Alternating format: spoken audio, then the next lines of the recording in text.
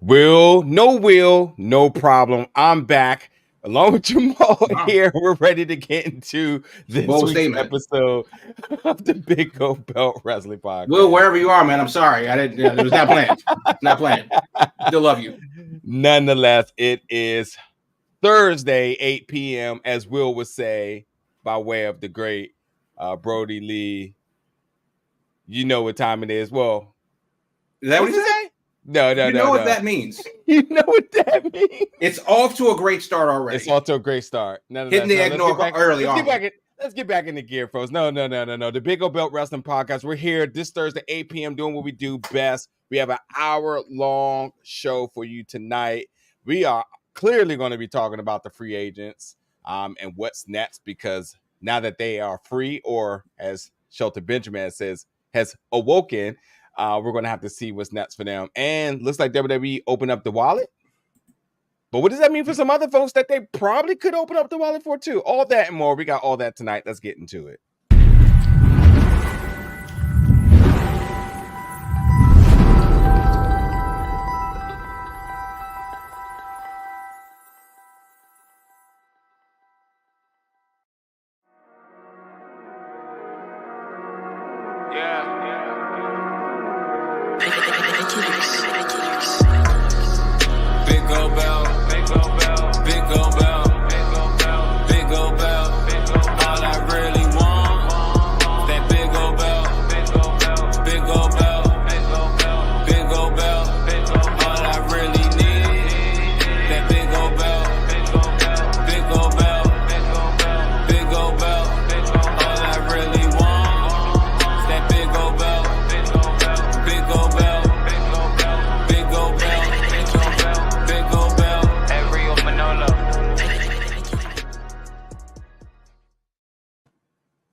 All right, folks, let's wipe off the rust and get back into gear, because as it should properly be said, it is Thursday night. You know what that means. It's the Big Gold Belt Wrestling Podcast.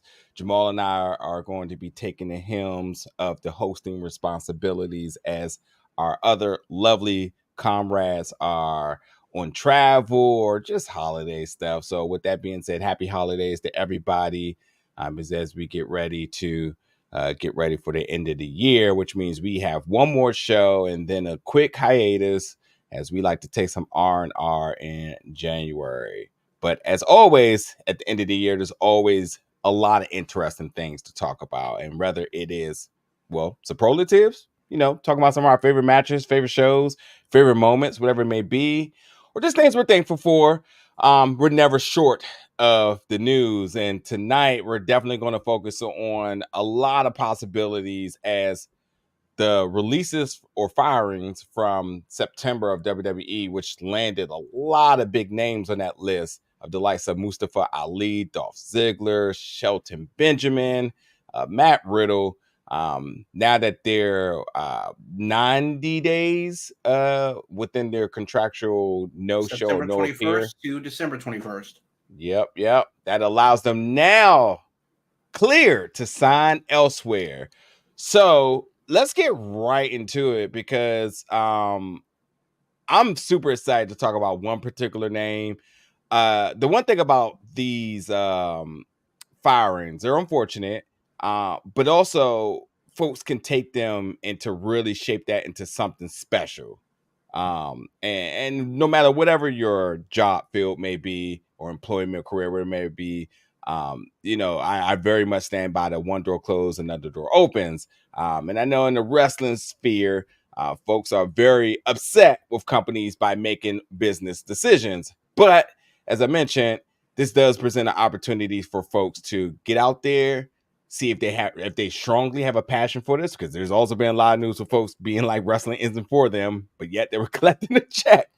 But nonetheless, it gives folks an opportunity to get on the independents, sign in another company, horn their craft, and come back stronger if they choose to return to WWE. And by example of the folks of like Cody Rhodes, Drew McIntyre, who else was a big name that did this?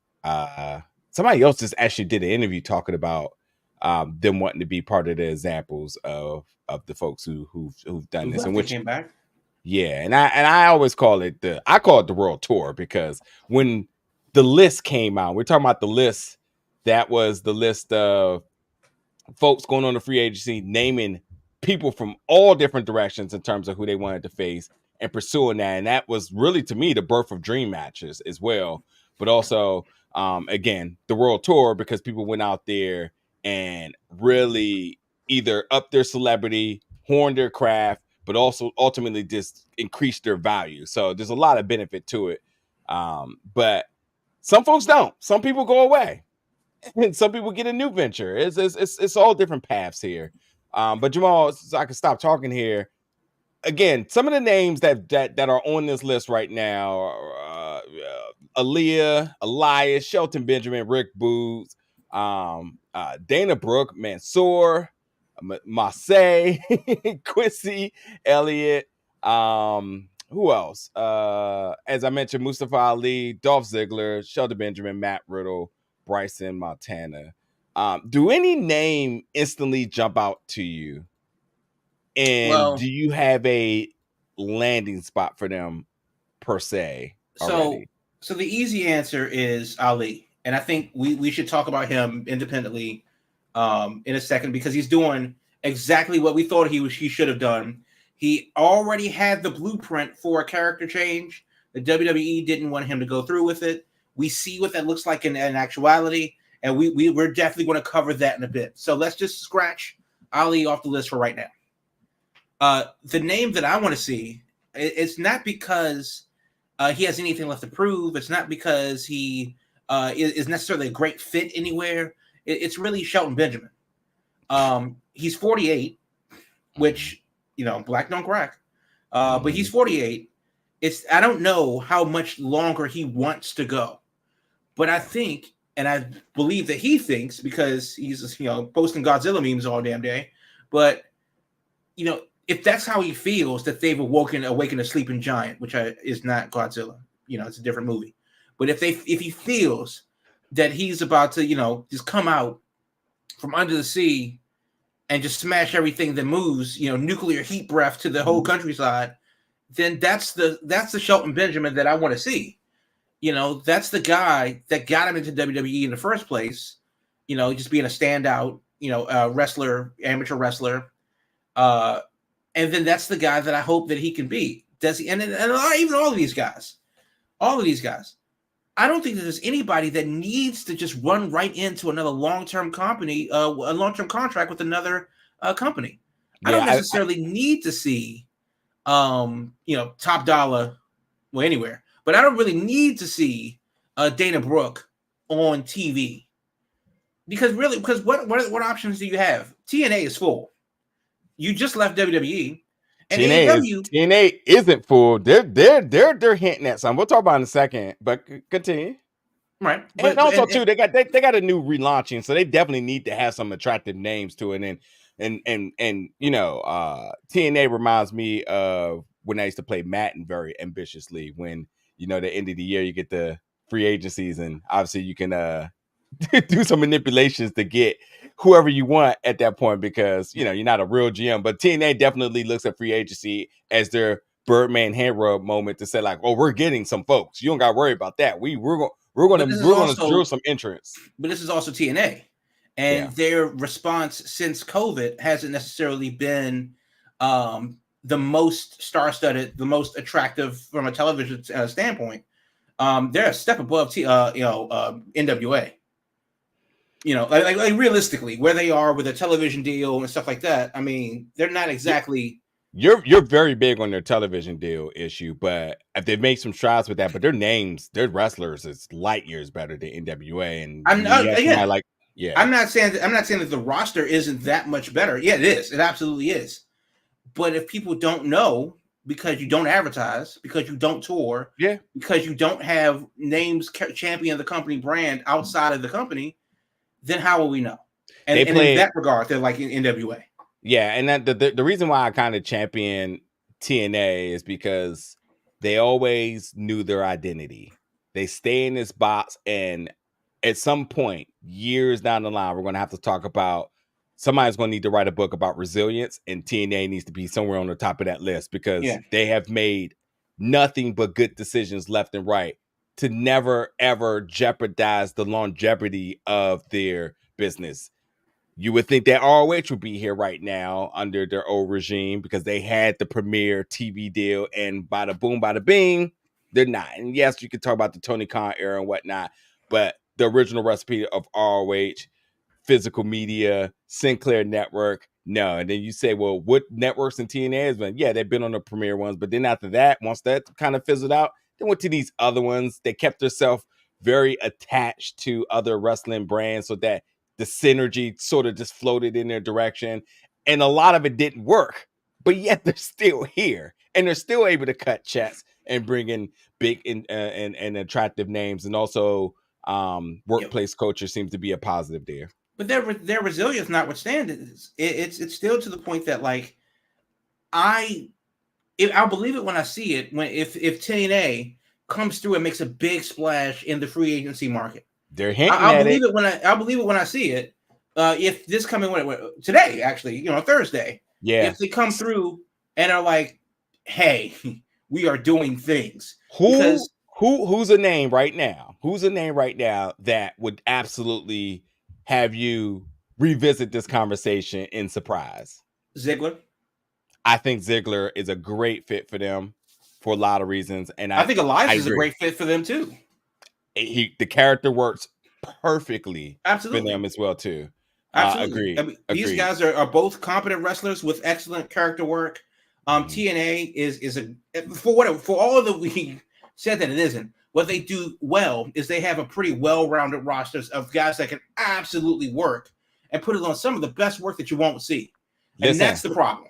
I'm traveling for Dolph Ziggler versus Mike Bailey. I don't care where it's at, but I'm going to see that. That. Yeah. You know what's interesting about TNA? You remember, like, and me and Jamal, we go way back. The problem is, no, I don't. That's the problem. Yeah. No, I don't know what's interesting about TNA. They don't advertise. What's interesting about TNA is, like, you remember when we really used to hit the roads to go see wrestling? We used to find those very attractive independent cars, and you just like, that's a banger, that intrigues me. I can't believe that's happening. We don't get a lot of that anymore. TNA somehow, some way, still figures out ways to throw one of those type of matches. To get that itch lately, though. I mean, with this free agency shenanigans, exactly, and other people that are established on TV not waiting around for their moment anymore. Yep, it is. I don't know if you saw the interview, but Caprice Coleman, Sugar Dunkerton for the Pan African World Championship. You didn't see that? Okay, I'll send you that link. Excellent interview. 15 minutes long. We'll talk about that. But I mean, and this is a conversation, for sooner than later because we're getting towards the end of the year. But 2024 could be the year of the Indies. I hope so. And it's not because I don't want people to have major contracts. I just want more people to continue to invest in themselves. And I commend the likes of Top Dollar, who goes out there and say, okay, fine, you all don't think I'm big in wrestling, y'all don't like me and whatnot. He says, cool, I'm about to hit all these major media appearances and do some things to show y'all that, like, I don't just exist in this space. And yes, while he has those contacts and whatnot, I want more folks to bet on themselves and have that sort of ego that he has to say, fine, if you only think that I didn't succeed in WWE, so therefore I'm not of value. Dana Brooke is a name that easily comes to mind here, where it's like, well, cool, I want to see her in other ventures. And Shelton Benjamin, I gotta say, and I will, it's probably going to be something I say for a long time. Standing next to that dude is a human action figure. I absolutely want to see this guy in a movie. And I mean, the years of stunt work that he's done by way of WWE, you plug him into any of these movies, you throw him in something next to Michael Jai White, and that's a ticket sold for me easily, just because I know there's going to be a moment where there's going to be some amazing choreography, and whether it is a good scene or not, you're seeing two behemoths across from each other, and they're going to make it work to some extent. And I would love to see him do that, get a couple of dream matches in. Hell, Shelton Benjamin X in New Japan Pro Wrestling, I may wake up in the middle of the night to watch Wrestle Kingdom like the old days. If this is a thing, you know. Yeah, So Wrestle I Kingdom's in a agree. week and a half. Yeah, I agree, dude. With the whole like, I feel like this may be the year of the indies coming again, because I'm very disappointed in Bryan Danielson, because as much as he talked about wanting to work around the world, I wanted him to do that first. But how much do you think of that? Oh, yes, sure, first, obviously. But how Yeah. much do you think of that is Khan not being as open? Because once the history plays out, and you gotta realize that, well, we're not going to have him for a long time. He would definitively says that he wants to leave and do this and do that and whatever. But also Khan, the businessman, goes, well, we're not going to let money walk out the door and give it to who? House of Glory? Give it to what? Defy? Give it to Rev Pro? Yeah. And we have a television deal? We got shows to fill. So I can understand both sides of it. But that's also kind of where I am with a lot of these guys. It would be easy to say for all of them to just pop up in AEW. Mm-hmm. You know, it would be easy to say that. Yeah. But I don't necessarily want that for AEW because they've already done it. They've already established themselves. And yes, there are people on this list that I am not very familiar with. A lot of the people that had NIL deals or they were in NXT, I'm not particularly familiar with them. So I hope that they definitely take this opportunity to build with whatever their resume is and that WWE stamp and go with that. But if you are Aaliyah, for example, who spent 75 years in NXT, now what as a wrestler? Like you had the chance, you were at the step, you got made it up to the main roster, you dodged so many bullets, and now you finally got clipped. Okay, cool. Where do you go from here?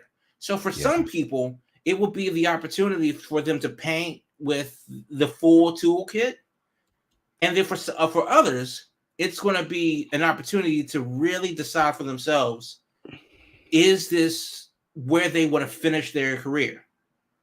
You know, is this next step, which may be harder than the first one, the road that they want to continue to walk down? So, it'll be interesting to see how all that works. But yeah, I mean, Shelton Benjamin has been doing it for a long time. Ziggler has been there, 20 years in WWE, something like that. Elias, not nearly as long, but he definitely made an impression. If Top Dollar's as good as he says he is, prove it. Let's see it. Let's see what that looks like. So it'll be interesting. And then, of course, there are people, Mansoor, Marseille. Obviously, we know that they've been making rumblings and stuff like that, or before this date. We'll talk about Mustafa Ali in greater detail, but then you also have the interesting flex of AEW, where people can work outside of AEW. They acknowledge the indies. Yeah. So if you aren't getting what you want in AEW, hell yeah, take your ball and move on down to South Beach. And that's like guys like Mike Santana is doing.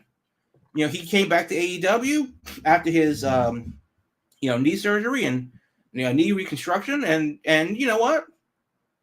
No, they're not giving him what he needs fast enough. So he's taken to the indies, building his brand again.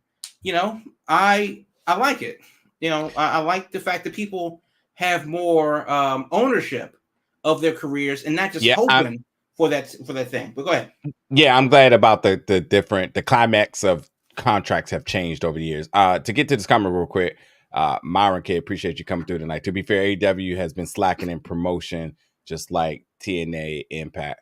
Let's look at their current ticket sales for non-pay-per-view show. I mean, yeah, there's definitely a lot to discuss there, and we'll be here for like a couple hours. Yeah, that's a statement. But that's kind of a loaded statement because I think AEW is in a different place than TNA. Yeah. TNA is on the up. They're rebranding. The rebranding. The excitement for the. Let me ask you something real quick because we didn't get to talk about on this. You've always called Impact TNA. I think you mistakenly have always called it. You've mistakenly called it Impact, but you've always referred it to TNA. So when you hear that they are rebranding, right, and their campaign behind that is that we're giving sort of the fans what we want. We're restoring the legacy. Did that move the needle for you at all? Well, I mean, for me, and this is the hill that I will die on. It comes down to accessibility. If I can't see your show readily, if I don't know what channel you're on, if I don't know who's on your roster, yes, if I give me a reason to be a fan, and that's really what it comes down to. Yes, I know they have a good roster, but I know that they have a good roster because I do this show, and I have to kind of know of what they're doing. So yes, but are they doing something enough that makes me want to pay the most attention? As of right now, not really, because a fight subscription versus Impact Plus or whatever, one greatly outweighs the other. So it's for me, it's just really about time. A Wrestle Universe subscription versus Impact Plus. These things are no brainers for me. So as far as what this rebrand goes, I'm excited for that. I want to see what that looks like. I want to see how that works out. Sting is literally doing his victory lap. I want to see how he plays that into the TNA, legacy and scenario. Also, Hulk Hogan's still around. I mean, Tommy Dreamer's the champion. Damn it, that's not act like that. The impossible is possible. But to compare TNA, and AEW directly, that's not fair. You have different battles. It's a different. It's not apples. It's not apples to oranges. It's not apples to apples. It's apples to kiwi or something like that. It's not. It's close, but no cigar. But yes, AEW is in a bit of a rut. I'm glad that I'm not the only one that sees that, and the fans are definitely voting with their wallet. They've kind of turned into the thing that they said that they weren't going to be, and it's funny how that works out when big money's involved, because scared money is what big business is. They're not going to take too many risks. They're not going to step out on too many limbs. They're going to keep feeding you what they think you want to eat. And until you get sick and tired of it and stop eating. Yeah. So, how many AEW fans are starving? I'm not sure. But, tickets for the ROH pay-per-view kind of suggest that there's, some bit of malnourishment going on right now. Yeah, definitely no reason why that ROH show and Rampage Collision ran against each other. I just don't get it. They were in the middle of the ROH show advertising Rampage and saying, but wait, set your DVR because you don't want to miss the next match that we have coming up. Also, DVRs are obsolete, if you ask me. No one's running around with that technology like that. So just get out of here. But hey, it's in true ROH cosplay for them to be promoting outdated media technology, because it wasn't just that long ago before you had to get those ROH DVDs, right? I would play a pretty penny for that 65-inch TV to come back above the entryway. That thing's sitting in the Smithsonian somewhere at this rate. Yeah, that is in a warehouse in Baltimore somewhere. But yeah, to kind of get back to the free agents here, and I cannot for the life of me think of the other examples of, and who I just watched the interview with somebody of the folks who left WWE, hit the independents, really rebranded themselves. And the person that did the interview was talking about how they wanted to be one of the beacons of the folks who did that, and the likes of Cody Rhodes, the likes of Drew McIntyre. I guess you can throw Rey Mysterio out there because he did a little thing for a while. Well, yeah, John Morrison has been everywhere. That's true, and it wasn't him that said that. In and out of WWE. Yeah, and it wasn't him that said that too. He really didn't rebrand himself, but he definitely opened his exposure a little bit more fit to wherever he was going to go. Not just the Johnny insert company name here, but he's definitely had to tweak things a bit. But if the gimmick works, it works. Yeah. And then obviously, CM Punk is a bit unfair because it's not like he left and continued to work. After he leaving WWE, he took a lot of time off and then was in AEW for a year or two. Right. But yeah, I mean, it's just the idea that you can leave one place, find yourself again, and then come back to that place is something that didn't used to happen. Once you were gone, you were gone. Right. So that's good.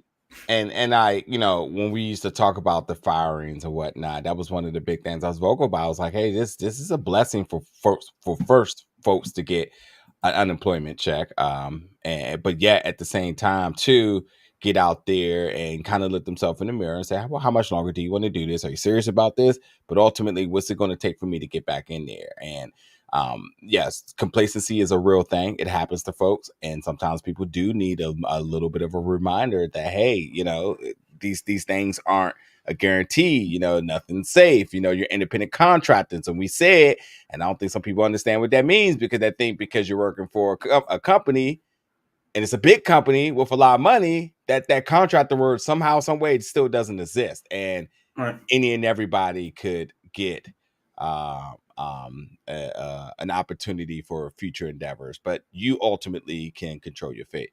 I want to talk about what the names here now. So of the names, Matt Riddle, it appears that he has signed with MLW. Dolph Ziggler has a MCW appearance. And I'm trying to think who else I see. And a lot of other folks have just been doing video packages, Instagram stuff and whatnot. But when you talk about who is striking hot out of the gates right now, it is no other than Mustafa Ali, who is getting ready to go on the, what is the official hashtag for this man? We need to get that up right now, because I do not want to make any more botches tonight. But Mustafa Ali, as you mentioned, he's just calling it Mustafa Ali 2024, the World Tour campaign. This is brilliant. It's absolutely brilliant. He is going to be any and everywhere. I thought I was tripping. I thought I was being, I don't know what I thought, but when I saw his name and it was like, oh, his first appearance. And then I saw another flyer. I was like, wait, that's not the same flyer. And then it was the next. I have not really summed up how many, but my boy got some bookings coming down the pipeline. I want to ask you first. So I have a list of bookings, because people are immediately putting it together. So let me just go through these real quick. I love the internet. January 12th, GCW. January 18th, Demand Lucha, which I believe is in Toronto. C4 Wrestling, which I believe is in Ottawa. January 19th. NSPW, January 20th. Progress Wrestling, I think that's in the UK. In the 28th. February 9th, Defy, that's usually in Seattle or Portland, one of those. Rev Pro, which is in the UK, that's February 18th. Prestige Wrestling, which is on the West Coast, versus Mike Bailey. Warrior Wrestling, which I believe is in San Francisco, versus Trey Miguel, March 1st. And Destiny Wrestling, which I believe is out west, March 3rd. So, I mean, he's cooking them. One right after number. And more importantly, the names.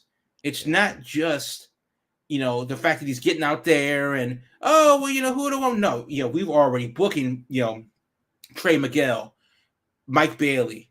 We're already seeing these names where, he knows maybe he knows what he wants, but he also knows what the people want too. So these are, this is how you do it. Even over Cody, when he had his list that set the world on fire a couple years ago, 2016, I guess that would be now. But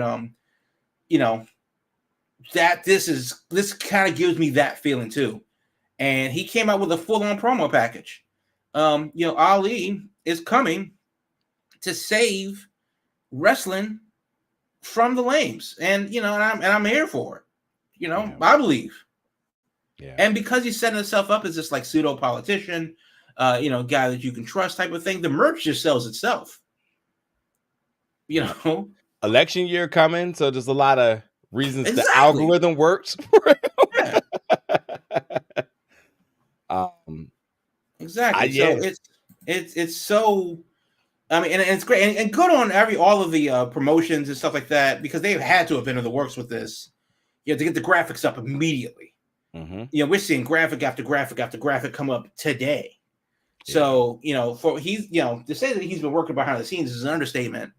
But hot damn, this is absolutely fantastic, and I really hope that it goes well. And I really hope that we see some other guys like that, come through and just come out the gate running. Yeah, I don't want to discredit anybody here, but like, this is a prime example of taking it serious. This is a prime example of saying like, okay, cool. They didn't see what I know, so I'm gonna make the whole world see. And whether that's the narrative or not, I'm still this is what I always want my favorite wrestlers to do. If you're gonna have a future endeavors with whatever respective company is, go out there, put your craft to the test. And Mustafa Ali has been doing a bunch of wrestling montages and just quick sparring or training sessions, and the dude got it. And he's an advocate. He speaks up on things he's passionate about. So he's not shy about anything. And I think that to that personality, to the person that we know, to the person that was just not that long ago wanting his release and standing up against the machine, don't get into free agency and get cold feet. So this right here is exactly what I needed. And I one way or another, I will be seeing this guy in person on the indies, and I want to see him spaz. And I mean, the likes of, when you heard those rumors about the matches that he was having with Cedric Alexander and what do you call them? Those shows that they have. I can't even think of the name because I don't really watch them. But the shows that were on Hulu, that they were that the shows, if you go to a show before they actually do the live show. Oh, you like main event? Or main event. There we go. Main event. I was about to call it Fast Lane, which is just completely disrespectful. Well, they have like Afterburn and right. But like he was doing his own production in terms of a own business. Like he was clipping his own matches, getting it out there and telling folks to go out there and go do it. He had his own little promotional strategy to draw attention to the work he was doing. So all of this checks every box as to why he came out the gate the way he did. And I can't wait to talk about a year from now just how he has to be in consideration of Wrestler of the Year if he comes out like this and he maintains this momentum going forward. And we can start talking about dream matches again, because note that he's hitting these promotions, and Progress is a big promotion, but there's a lot of other big names and big territories they did. Mexico's not here yet. You can guarantee Mexico will be on this list very soon. This is just the first 3 months. I mean, right now I'm looking at January 18th, Toronto, Demand Lucha. January 19th, Ottawa, C4. January 20th, North Shore Pro Wrestling, NSPW in Quebec City. Mm-hmm. If you live in, Eastern Canada, Toronto, Ottawa, Quebec, he's coming to your town. Yeah. I mean, it's almost like he's a damn one-man promotion by himself. It's crazy that he's able to go out there and string all of these dates together, and really just hit the ground running. Speedball Mike Bailey versus Ali for Prestige Wrestling in Hollywood. First time ever. Yeah. And it's crazy to think that, like, these are the things that we knew that we wanted, and now that it's here, what do I do with it? And I haven't felt like this in a while, where it's just like, you know what? I need to be at a show. Yeah. I might have to make a move and be at a show. Yeah. Because and not just for Ali. There are a lot of guys on that list, specifically from WWE. There's a lot of guys that feel that they need to step away from AEW, a little bit, that are making moves as well. And I feel there are a lot of guys within AEW, like Evil Uno runs a promotion, but even still with Deadlock, DPW down in North Carolina being a thing, and everybody that we just mentioned, running shows with Ali and Mike Bailey and everybody else. It really feels like 2024 is going to hit the ground running with great indie matches. And it's going to be interesting to see what the response is from the bigger companies on TV, because they want what people are talking about, which is why Drew McIntyre got back, which is why they were able to drag CM Punk out of the shadows, which is why, you see things. I mean, it's marketing. People want what they're talking about. Yeah. So, it doesn't matter what the platform is, because honest to God, unless you're WWE, the platform is really negligible. It's not like AEW is pulling in that many more numbers than than a GCW or something like that. Yeah. Because even though they may have a bigger overall audience, GCW's fans may be more involved. Yeah. So they're be more willing to buy your merch. They'd be willing to go to a show versus, they just come back around because it's AEW. They always come back around. Or WWE. They will come to this area at least twice a year. Usually in the summer, definitely around Christmas time. They'll be in Baltimore on the 26th. So, it puts a little sizzle on there because you don't know what you're going to get. This is actually new. This is uncharted territory for a lot of these guys. We haven't seen Shelton Benjamin outside of WWE in 25 years. Has it been that long since he was in New Japan? Remember, he had a small hiccup. He did. Yeah. But that's got to be at least 10 years at this point. Mm-hmm. But the point is that there's a generation of folks that have never seen Shelton Benjamin work outside of WWE. Yeah. And have never seen Ali or Ziggler work outside of WWE. I mean, Ziggler has never worked out of WWE, so outside of the collegiate level, and I think Ziggler is definitely one of those safe wrestlers that you put with anybody. You bring in somebody new, and you need somebody to work with that person and get that person over, or to get that person some exposure on the main roster. Ziggler's that guy. Ziggler went to NXT, had a nice little run there. I do want to see Ziggler kind of loosen up a little bit and get out of the WWE style. And what does that look like? I'm not saying I want to see him do death matches, which now the name comes to me of who I was talking about, and it is formerly known as Zack Ryder, but Matt Cardona, another name that hit the indies that I don't think a Zack Ryder on the independents would have ever been at the tip of my tongue in terms of somebody I was ever invested into at any point. But we got to keep it 100. When he got on the indies and he was going to GCW, I was like, what? And did death matches and then winning the championship and then going there, never got complacent. Did he have a little NWA run? He did a little something with AEW. I mean, he went to Impact. He went around. And then you can even go to the likes of somebody like Jinder Mahal, who says, I'm going to go and get my physique better. Yeah. And let y'all know that I'm the real deal. He comes back and get a championship run. So there's so many ways to reinvent yourself, but there's definitely blueprints out there and how to do it. And Mustafa Ali has just created a brand new one that absolutely should motivate everybody who's at home right now without a booking, but now that they have an opportunity to appear, should be figuring out what they need to do next. And it's going to be an exciting time, and I think as wrestling fans, whether you like AEW, whether you like Impact, whether you like WWE, whether you like it all, whether you don't, whatever it may be, I think 2024 is shaping up to be something bananas right now. Bananas. Yeah. I mean, it's definitely going to be. It's a good time to look at the indies, and that's what we try to do with the Indie Spotlight. Give you something that we're looking at. Hopefully, it's something that you can latch on to. Maybe discover a new promotion. Maybe discover new talent.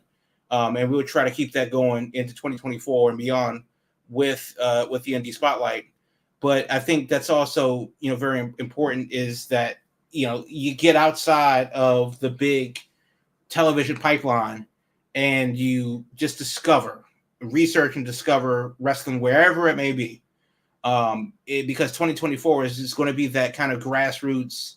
It really feels like it's shaping up to be this grassroots, back to basics, fundamental territory of wrestling again. Because, Ali, for example, you look at his schedule, he's doing a couple days in Canada. He's going a couple days in England. Then he's going out to the West. Then he's going to New York. And then he's going to Chicago and so many things. And we don't know. It's obviously going to be a different show in each city. So it's shaping up to be a fun time. And I really hope it's better than I could ever imagine. Yep.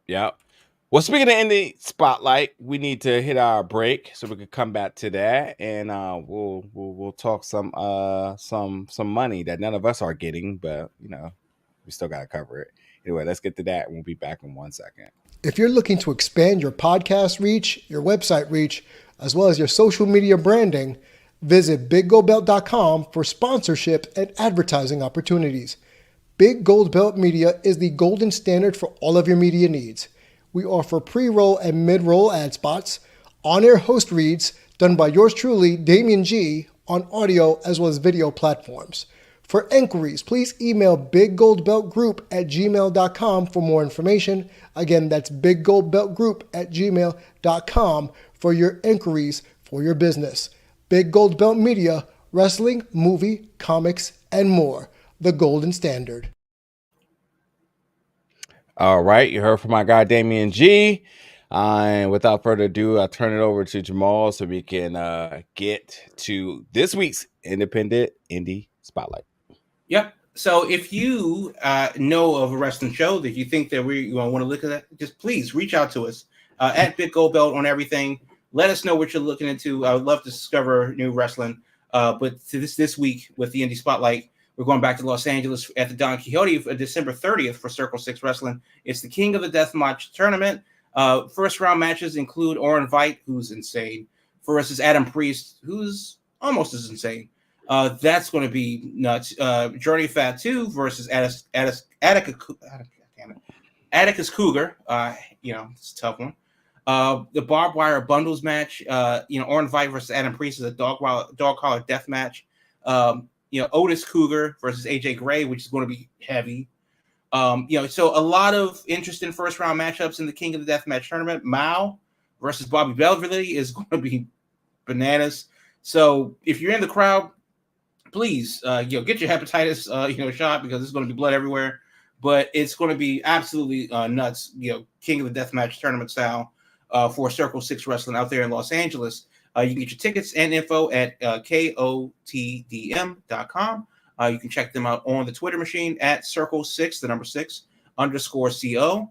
But that's coming up this December 30th. So after you have all your Christmas shenanigans, Christmas, Hanukkah, Kwanzaa, whatever you're into, post Boxing Day madness, you head out to Los Angeles for the Circle 6 King of the Deathmatch tournament for 2023. And that's the Indie Spotlight for this week.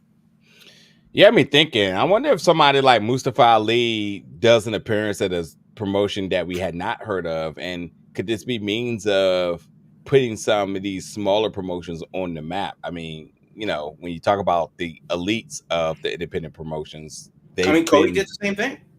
He definitely did. He absolutely did. And I'm just wondering if there'd be a measure of us talking about a new promotion sometime mid next year that just came out and really, really put their foot in the ground and stamping their claim in terms of a destination that you must be. And that'd be great, because that was also a time to be alive when new promotions were coming out with banger shows. And the venues were venues, but and hell, we were blessed in this area to have absolutely good venues with good promotion, good cards as well too. So I'm just saying, I'm just going to put it out there in the universe. Fight Club DC. I mean, can we? How do we make this happen?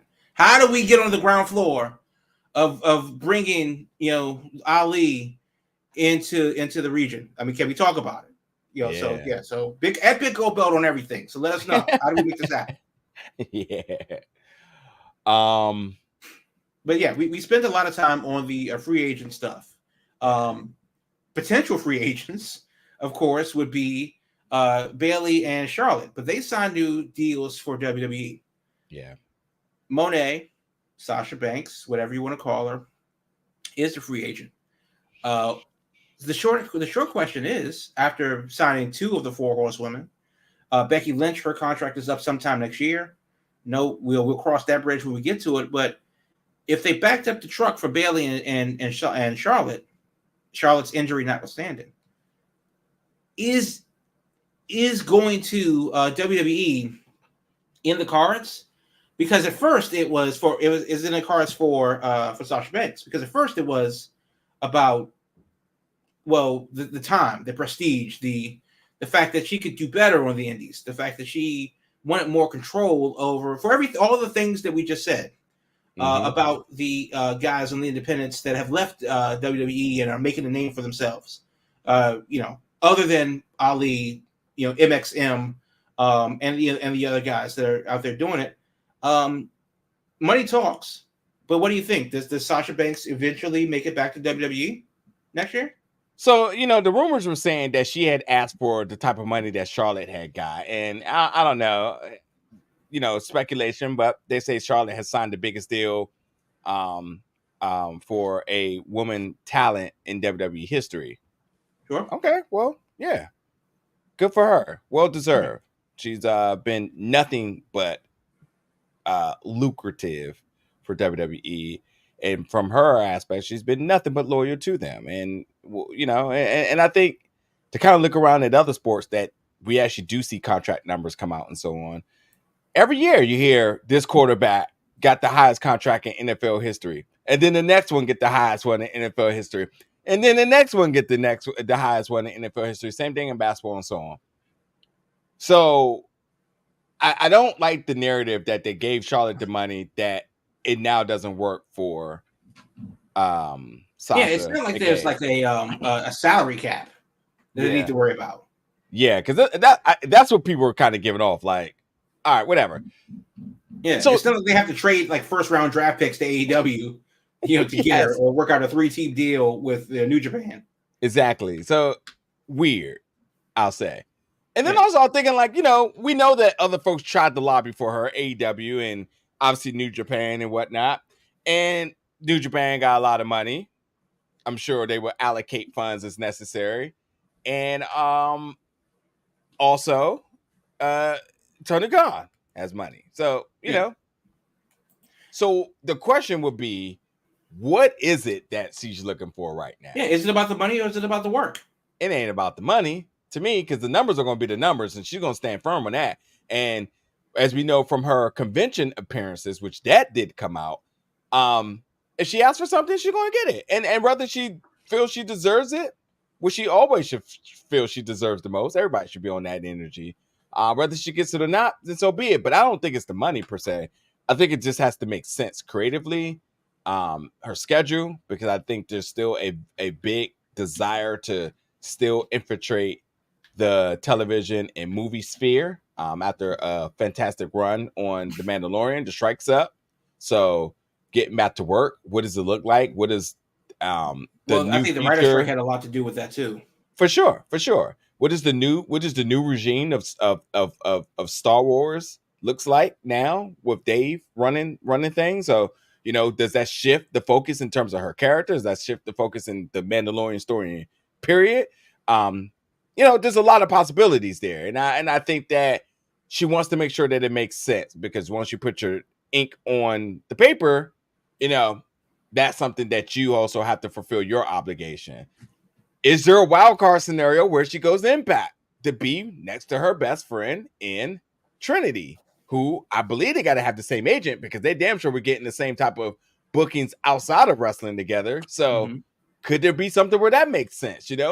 She's not going to get the type of money and impact that she wanted in WWE, AEW, but does it allow the most flexibility? I mean, bang for your buck. Hey, we'll give you this amount, but all you need to do is appear for 4 appearances. So that's a walk in the park. I'll take that any day. It could be something of that sort, But I think it just has to creatively make sense. I think she's being very calculated to do so. Nonetheless, to go back to the WWE thing,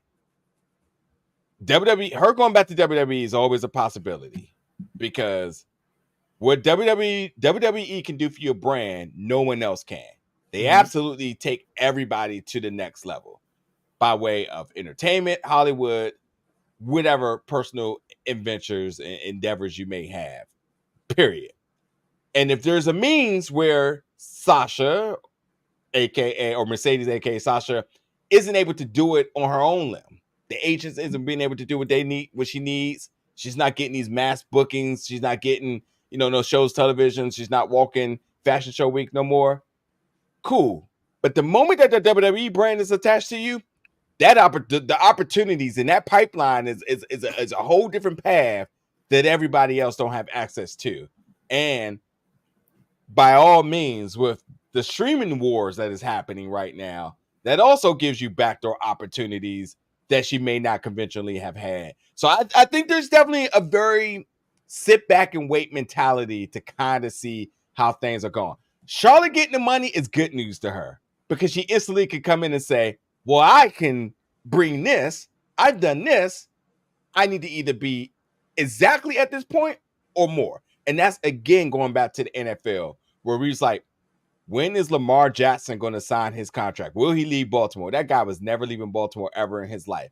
He just needed to see some other big checks get passed around first before he signed his ink. And that's exactly what happened.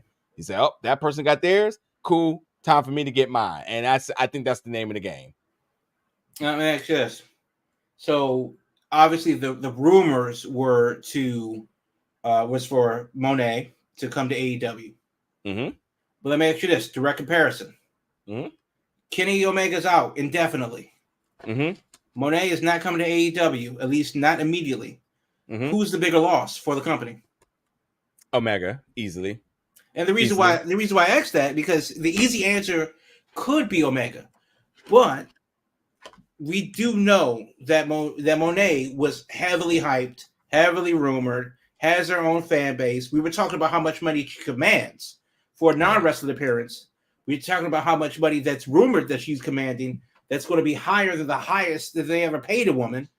So that's got to count for something. And the fact that AEW is going to be losing out on both of them is a big deal. And AEW definitely needs help, more help with their women's division than the men. And arguably, Kenny, still a big deal, not necessarily at the forefront of AEW in the sense that Friedman has taken that spot over, Danielson being right behind him, and a couple of the guys. So Kenny in a more reserved role, being out of action versus Sasha Banks coming in to make a high impact. I think Sasha Banks or Monet is the bigger loss for AEW comparing the two directly. I don't think she moves the needle for AEW because she's an attractive name, but so was Saraya at a point. Well, so was CM Punk. Because I mean, difference there is that males move the needle for AEW, females don't. That's the issue. But that's also a thing too, because now that because WWE wouldn't recognize her outside endeavors. But once you get that Disney, Star Wars, AEW, Warner Brothers merging with Paramount, a thing in there, I'm just saying that there's a bigger upside outside of wrestling for Monet than there would be for Kenny. That's why you bring her there. Yeah. I mean, I don't know. I don't think, I know you all talked about this a couple of weeks ago, but Monet does more for AEW than AEW does for Monet. It's not even absolutely close. And nobody's surprised that she's not going. And AEW does nothing for Monet's brand at all, which is what Jade saw. Jade, in the circle with these other queens, and they talking, and we've seen Trinity and Jade at Wale Media, and they talking business, and they're getting their flowers. But when you talk about brands and what's next, look at what Bianca's getting, that Hulu show, big deal.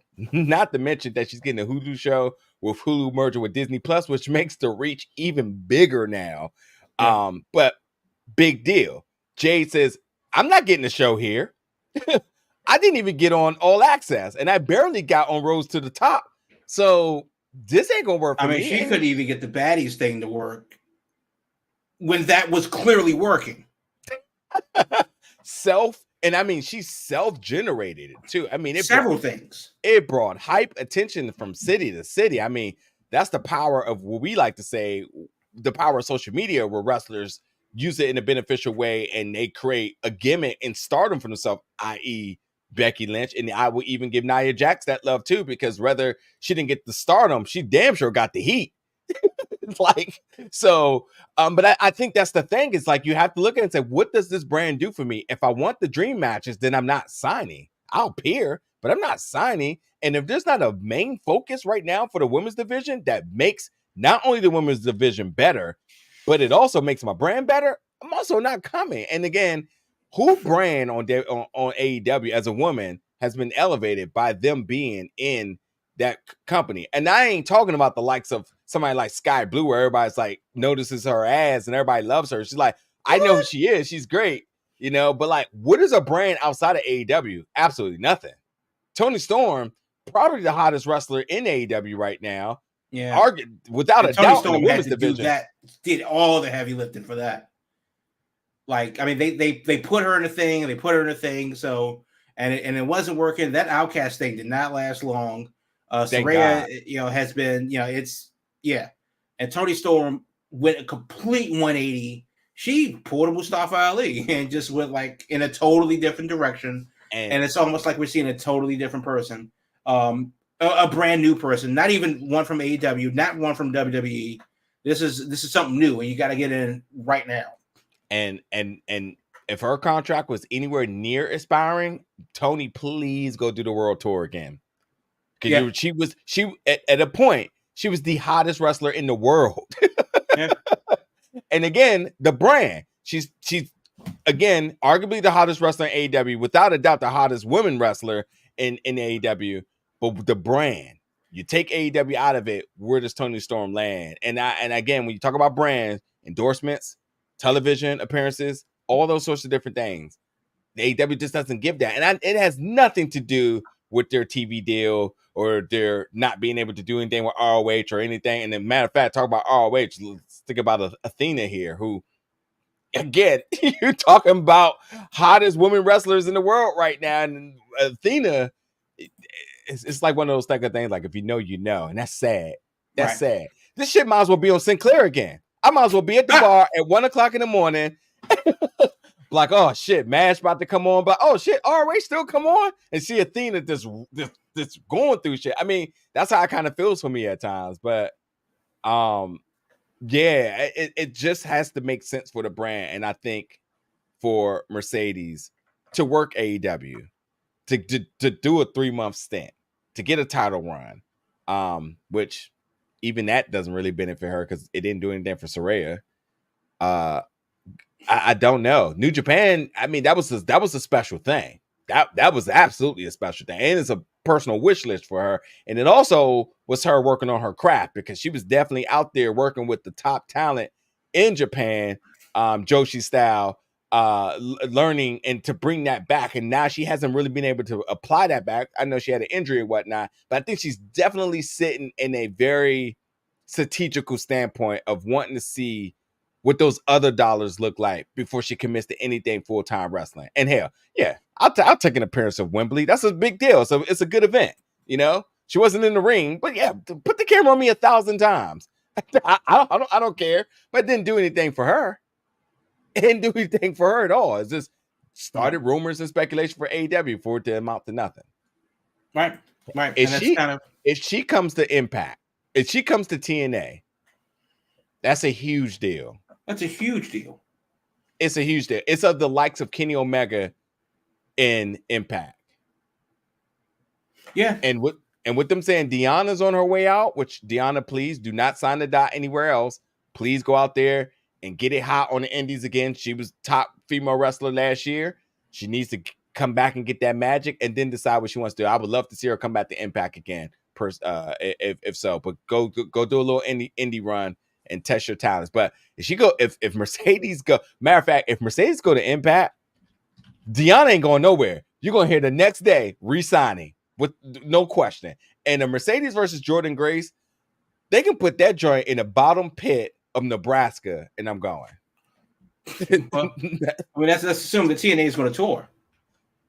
I mean, they do Tennessee, which is not that far from us. But yeah, Tennessee and Canada, they do some Canada stuff. They do some UK stuff, but yeah, a good national tour is what a good national tour, and that's all we're looking for. So hey, look, I guess that's kind of the theme of the last maybe 6 weeks or so, where things feel surprisingly optimistic. In that, yeah, AEW ended the year with a pay-per-view, and TNA coming back, going ahead and making a splash, because they're doing like the promo shots for the people that they've re-signed. They're doing a lot of different things now. They're definitely starting to get out there. They may actually have paid somebody to do social media for them. Hot damn. But it definitely seems, we talked about the this renaissance of the indies, and like hopefully You talked about people that are out there where the free agent market is probably the hottest it's been in a very long time. Impact is coming back. Hard to Kill is coming up January 13th. And it really feels very optimistic. Compare that to Roman still champion. Compare that to AEW has lost a step. Compare that to, just a lot of the same old from the bigger guys. So, yeah, I'm looking forward to 2024 to see what we have, and hopefully, it comes out. They come out with a bang. Yeah. I think at some point we have to talk about how the end of the year always seems to be very optimistic for wrestling fans in terms of what to expect. And it's definitely not the new year, new me mentality of booking, but it just happens to just be that way every year. At the end of the year, it's always a bunch of stuff happening that you're just like, man, next year could be crazy. And the fact that we're talking about the indies resurging in the way they is, you could talk about WWE bringing Punk back and what does that look like? And obviously the Royal Rumble to WrestleMania season is always going to be interesting. Roman's still the champion, and how do they re-energize the bloodline story? There's always still rumors with The Rock. Will Cody ever finish the story? Will Cody finish the story, which is a parallel run into CM Punk's story that they kind of are hinting. There's a lot from WWE. AEW still with their, I won't say their pillars because the pillars are the young cats, but like with their big names not being available and with them looking to spend some dollars, was a little like, hell, Ospreay being signed. And where does he fit in the sense of bringing a new bolt of energy to the company? Him signing, big deal. But now what does it look like? And kind of lost in the shuffle in all of this is NXT, who had a hell of a pay-per-view and are looking to go forward in a big way. They have actual stars. Yeah. Now, when those guys make it up to the main roster, we'll have to wait and see what that transition looks like. But as for right now, they have a reason to watch. They got some guys down there, they got some ladies down there that are actually doing the work. Yeah. So, and the NIL thing is continuing to rolling, and apparently Michaels is bringing in some other folks as well too that people had something to talk about. But he has a type. Also, we can't even blame that it's just Michaels, but I love that he's catching trays. Like everybody's like, yeah, those are Michaels girls. Yeah, that's even though there were guys in that list too, but nobody wants to talk about that. I mean, it was like maybe 10 guys to 20 girls, and they were like, yeah. Let's end the show. Okay, Michaels. Let's end the show off with two things real quick. Impact is hinting at a big signing. We obviously got the WWE folks out there still lingering. If you can put somebody on a promotion, who would it be? Where would it go? Or the other option here is, who is the signing that you want Impact to lock in? Well, and I'm hoping that news come out tonight. I've been searching on social media. Right now would be absolutely great, but yeah, it would. But I think that if you are TNA, and you have you know who's out there, you know who's not. I think that it would be interesting. Like, we know that Mustafa Ali is booked until March, and honestly, there's no reason for him to settle down and hitch his wagon to one company. Unless he really needs to. Yeah. So take him off the table. I think that any of those guys on the upper half of that list, your Shelton Benjamin, Elias, Ziggler, hell, even Dana Brooke. Not because Dana Brooke, people like to hate on her, but realistically, is she bad or was she just held back? Was she just not a right fit? And there are a lot of times, same narrative. A lot of times, we will see a good player on a bad team and they don't have a chance to shine. Sometimes we'll see a bad player on a good team and they get outclassed. Well, which is it? Where does she? Ben Simmons? Oh, my bad. See, I mean, I thought it was Christmas, man. We ain't doing that. He's afraid of the ball. Damn it! He has a thing. It's okay, Ben. Well, it's okay. But the idea is, I think any of those guys, any of those guys get into Impact is a big deal. Not just because of who they were, but because of what they can do. Mm-hmm. Because we haven't seen these guys versus the Impact roster either in a very long time or ever. Yeah. And once you start, you can add 3 names to that list: Mike Bailey, Josh Alexander, what's his face? MCMG. We haven't seen any of these guys versus that list. Alex Shelley. We haven't seen any of these guys versus that list. All the names you're naming are Impact names, which is like Impact is definitely the destination of. These are, and Gresham being there as well too. This is like the home place of. I absolutely need to work all these folks before I hang it up, one way or another. And I don't know why they're all hanging out together, and who was the mad scientist to ensure that this is the destination of someone's farewell tour, or whether it's the Resurgent tour. But they're all right here, all of them. Because if you put any of those WWE guys versus any of those Impact guys, it is a is a curious thing. I don't know if it's going to be must see for everybody, but it's definitely a curious thing. So if they land any one of them, it's a big plus for them. Yeah. Especially with the rebrand. I'm not sure what day the rebrand actually happens. I know they're doing a best of show tonight, but I know that they're getting started in January. So because they got a pay-per-view. So yeah, good on them. Yeah, and another year we talk about Impact just refusing to die. Yeah, and they've been through some things. Oh yeah, and it was just. What was it? Just 2 years ago or 3 when Kenny came and we thought, oh, holy hell. And he almost put them on life support. But here we go. Man, we ain't going to never talk about that Rich Swann and Kenny Omega match ever again, are we? Yeah. Nonetheless, Mustafa Ali video on his Twitter page already has surpassed 1 million views. So really? Yeah. And I feel bad for my man if he didn't put that on YouTube, because there was definitely a check. Oh, well, Instagram, I guess. Twitter, I guess, pays out checks too. But man, I say he missed out opportunity. But nonetheless, as we have had a show with 2 topics with so much to talk about, we're going to wrap it up here because it is time for us to get back to the Christmas celebration and preparation. I got a pack. My man got to go. But we have one more show for the year, folks. So that's next Thursday. Definitely come through. You can find us on all social medias at Big O Belt and at the website at bigobelt.com. Not sure what news may come out in the next week, but if not, then we'll reflect back on the year, and then we got a break. And with the break, that means no podcast, but we'll definitely have content here at Big O Belt Media. I may actually, I am going to the Royal Rumble, so there will be coverage there, and I may take a look at Impact, man. I got a feeling that I'm looking for a schedule from them. I need to see. Ali has a schedule, and I'm already circling dates. I need to see a schedule from Impact. Where are they running? Yeah, matter of fact, we might be able to do some cross analysis to see, is he booked that day of their first pay-per-view, Hard to Kill? Right. And I don't think he is. And Scott D'Amore is not shy about bringing in the name for a pay-per-view and giving them and then doing their tapings, and then they're on their way. So, I'm sure at this rate, Mustafa Ali is not refusing their check.